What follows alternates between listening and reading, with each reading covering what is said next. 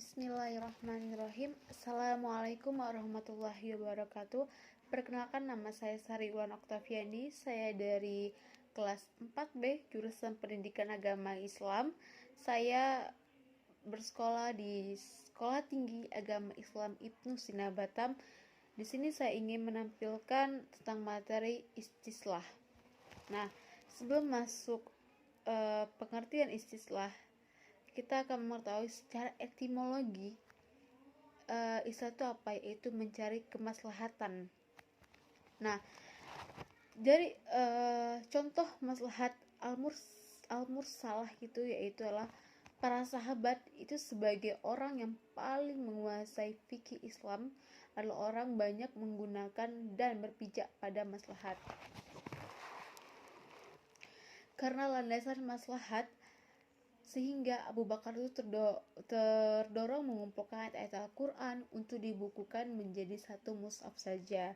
Nah, langkah pembukuan Al-Quran itu dilakukan karena beliau itu memandang bahwa langkah itu akan membawa kebaikan dan kemaslahatan untuk Islam itu sendiri.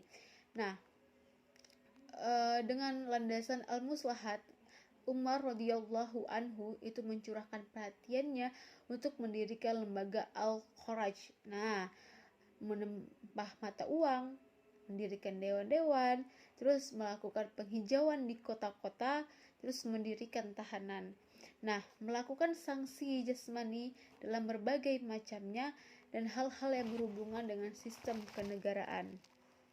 Nah, sedangkan Ali itu menyatukan umat Islam pada satu mushaf dengan cara yaitu menyebarluaskan Al-Quran di segenap penjuru wilayah Islam serta membakar mushaf yang tidak sama dengannya. Nah, Ali juga memutuskan nih bahwa wanita yang dicerai oleh suaminya tetap berhak mendapatkan warisan jika ia dicerai dalam keadaan sakit keras karena sang suami menceraikan istrinya hanya menghindari jatuhnya harta warisan ke tangan istri. Nah, di antara contohnya itu seperti banyak sekali hukum yang diistinbatkan oleh sahabat dari hasil ijtihadnya tentang peristiwa hukum yang mereka hadapi karena mereka tidak menemukan ketentuan hukumnya dalam Nas atau Al-Quran dan As-Sunnah. Nah, ataupun persamaannya sebelum itu. Nah, istinbat itu yang mereka lakukan didasarkan pada maslahat mutlak atau mursalah seperti mengumpulkan Al-Quran ke dalam satu mushaf, membentuk birokrasi mencetak mata uang, membangun penjara. Nah, pengaturan kharaj atau pajak bumi oleh Umar, azan 2 kali pada sholat Jumat karena jumlah kaum muslimin itu bertambah banyak. Nah, contoh lainnya ialah dalam perundang-undangan kita itu yang modern, persyaratan sanksi dalam hal wakaf, persyaratan umur tertentu dalam pelaksanaan akad nikah, ditolaknya tuntutan tanpa bukti resmi dalam beberapa peristiwa hukum yang dijelaskan undang-undang. Nah, yang kedua, apa saja sih syarat-syarat maslahah mursalah? Nah, syarat-syarat maslahah mursalah yang pertama adalah bahwa benar-benar maslahat bukan perkiraan atau dengan dugaan saja. Nah, yang kedua lah merupakan maslahat am atau umum, bukan maslahat perorangan individu atau kelompok orang agar kemaslahatan dapat dimanfaatkan oleh orang banyak dan dapat menolak mudarat oleh orang banyak. Nah, yang ketiga adalah sejalan dengan tujuan syar'a, yaitu termasuk dalam jenis maslahat yang disebut syar'a. Jadi tidak sah mengakui maslahat yang menuntut adanya persamaan hak antara anak laki-laki dan perempuan dalam hal pembagian harta pusaka karena kemaslahatan ini tuh bertolak belakang pada maksud syariat. Oke, selanjutnya yaitu objek istislah dan kehujahannya. Ulama usul fikih itu menetapkan istilah tidak berlaku dalam bidang ibadah karena hukum-hukum ibadah adalah ta'abbudi atau qat'i selain ibadah dan selain ketentuan-ketentuan yang qat'i. Nah, dapat ditetapkan dalam bidang muamalat. Nah, demikian pula juga dalam bidang takzir, pembuktian perkara dan lain-lain. Para ulama juga berbeda pendapat dalam mempergunakan istilah ini. Nah, yang pertama itu apa? Yang pertama adalah Imam Malik dan Ahmad itu berpendapat bahwa istislah itu adalah suatu jalan untuk menetapkan hukum yang tidak didapatkan pada nas dan tak ada pula ijma'nya. Nah, menurut mereka itu masalah mursalah itu atau istislah yang tidak didapatkan pada nas asy-syar'ah dan tidak pula dibatalkannya, maka dapat dijadikan dasar istinbat untuk menetapkan hukum. Nah, yang kedua adalah Imam Syafi'i. Imam Syafi'i dan pengikutnya itu berpendapat bahwa tidak boleh beristinbat hukum dengan istilah ataupun istisan. Nah, karena menurut Imam Syafi'i beristinbah dengan dalil tersebut berarti itu mengikuti hawa nafsu. Nah, yang ketiga adalah mazhab Hanafiyah. Mazhab Hanafiyah ini dia tidak berpegang pada istislah dan mereka juga tidak mengakuinya sebagai dalil syar'ah.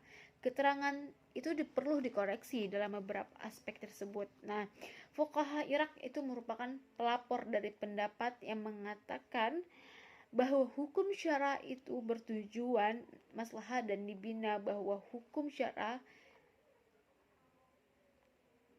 bertujuan maslahah dan dibina atau dasar ilat yang menjadi sarana diduga kuatnya bagi maslahat.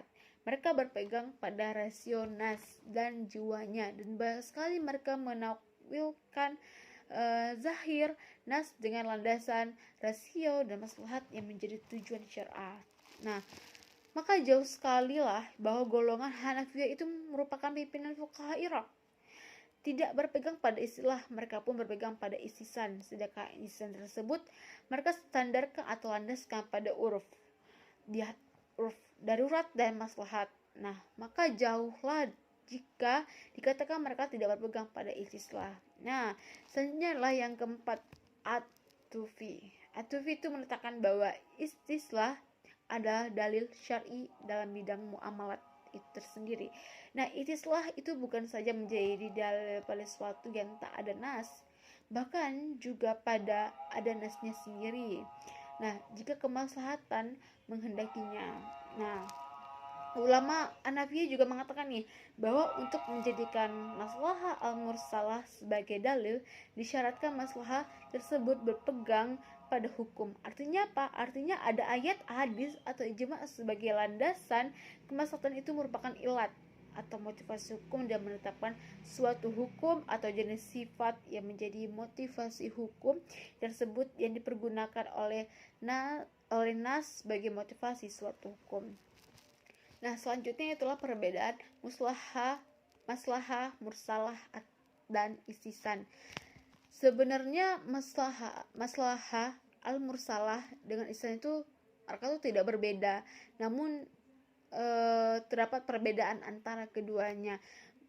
Istisan itu adalah pengalihan suatu hukum yang berdasarkan kias jali pada kias kafi, sedangkan mursahalah tidak ada pengadilan hukum sama sekali. Nah, itulah yang terdapat perbedaan di antara mereka. Nah, selanjutnya apa saja sih macam-macam istisab? Nah, yang pertama itu ada istisab hub al-ibaha al-asliyah. Nah, apa sih itu? Yaitu adalah menetapkan hukum sesuatu yang bermanfaat bagi manusia adalah boleh selama belum ada dalil yang menunjukkan keharamannya. Yang kedua adalah ihtisab kepada hukum syar'i. Nah, itu yang sudah ada dalilnya dan tidak ada suatu dalil pun yang merubahnya. Contoh, misalnya hukum udu, seorang dianggap berlangsung terus sampai adanya penyebab yang membatalkannya, seperti itu. Yang kedua adalah ihtisab al-umumi. Ihtisab itu dalil yang bersifat umum sebelum datangnya dalil yang mengkhususkannya, dan ihtisab dan nas selama tidak ada dalil yang nas yang membatalkannya. Mungkin itu saja yang dapat saya sampaikan. Kurang lebihnya saya mohon maaf. Billahi taufiq wal hidayah. Wassalamualaikum warahmatullahi wabarakatuh.